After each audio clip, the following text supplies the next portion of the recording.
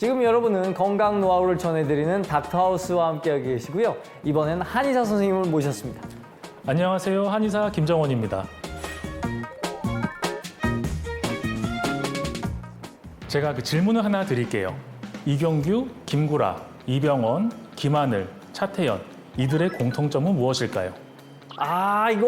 제가 빠졌네요. 연예인, 슈퍼스타 아닙니까? 그것도 맞는 말입니다. 이름만 들어도 반짝이는 탑스타들인데요. 네. 그런데 이들이 가진 공통점이 하나 더 있습니다. 바로 이 질환을 진단받은 경험이 있다는 건데요. 그래서 이번 주제는 갑작스러운 극한의 공포, 공황장애입니다. 공황장애는 증상 아닌가요? 질환명이에요? 네, 심하게 두려워한다는 뜻의 공, 당황한다는 뜻의 황인 공황장애는 정신건강의학과 학회에서 정의하는 주요 우울장애 진단기준 DSM-5에 속하는 엄연한 하나의 질환입니다.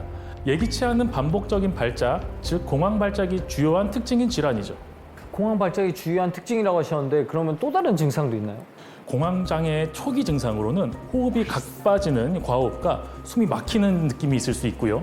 가슴이 심하게 두근거리거나 심장 박동이 빨라짐을 느끼고 흉통 또는 흉부 압박감에 질식할 것 같은 느낌, 메스꺼움 또는 복부 불편감이 있을 수 있습니다. 나아가 전신 증상을 보면 마치 비에 젖은 것 마냥 식은땀을 흘리기도 하고요.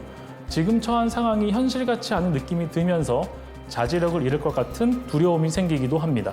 한의학에서는 심담담 대동이라고 해서 가슴이 벌렁거리고 심하게 두근거리는 병증으로 표현하기도 하죠. 증상이 참 많네요. 아무래도 공황장애가 심리사회적인 원인이나 신경학적인 원인, 두뇌 기능적인 원인, 체질적인 원인, 유전적인 원인 등 여러 가지 복합적인 원인에 의해 발병하기 때문에 그만큼 다양한 증상이 나타나는 것으로 추정됩니다.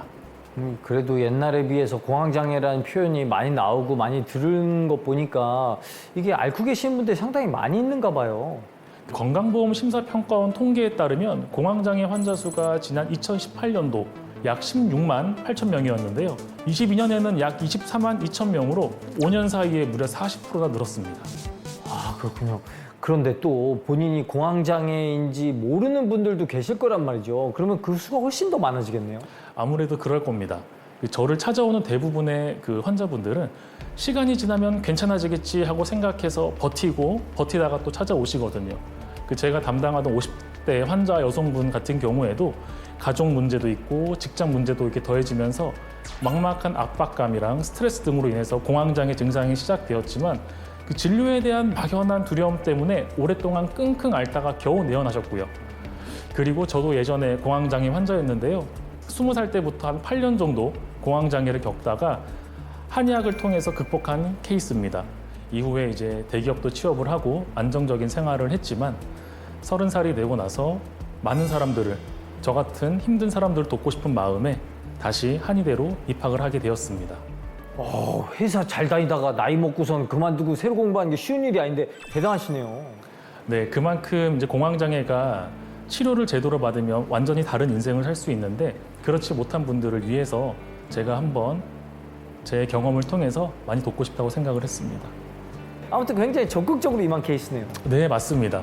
그래서 저는 제가 겪었던 바를 토대로 환자분들한테도 적극적으로 치료해야 된다고 말씀을 드립니다.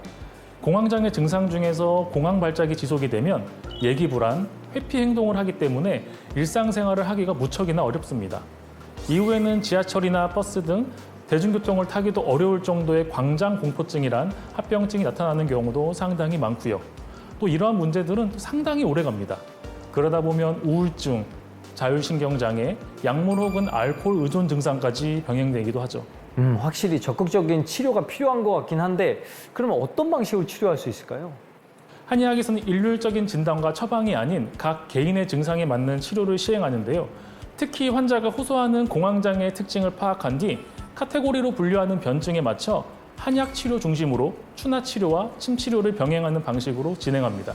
자, 마지막으로 이게 어떻게 하면 이게 생활 속에서 우리가 예방하는 게 중요하잖아요. 예방법도 좀 알려주십시오. 우선 몸과 마음에 너무나 자극적인 것들, 술, 담배, 카페인 음료 피하는 것이 좋습니다. 호흡을 편안하게 조절하는 연습도 도움 많이 되고요.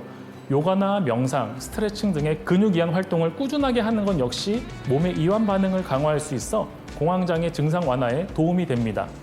무엇보다도 평소 내 마음 상태를 잘 들여다보고 내가 지금 지쳐있지는 않은지, 불안하거나 우울하진 않은지 자주 확인해 볼 필요가 있습니다. 혹여 조금이라도 증상이 나타난다면 재발하거나 만성화가 되기 전에 하루라도 빨리 전문가를 찾는 것이 가장 좋은 예방법이니 기억해 두시면 도움되겠습니다. 지금 여러분은 충분히 잘하고 계십니다. 자, 오늘 공황장애 정체부터 예방법, 치료법까지 잘 알려주신 김정원 선생님 고맙습니다. 고맙습니다. 네, 다음 이 시간에도 알찬 정보로 다시 돌아오도록 하겠습니다. 지금까지 닥터하우스 MC 이정수였습니다.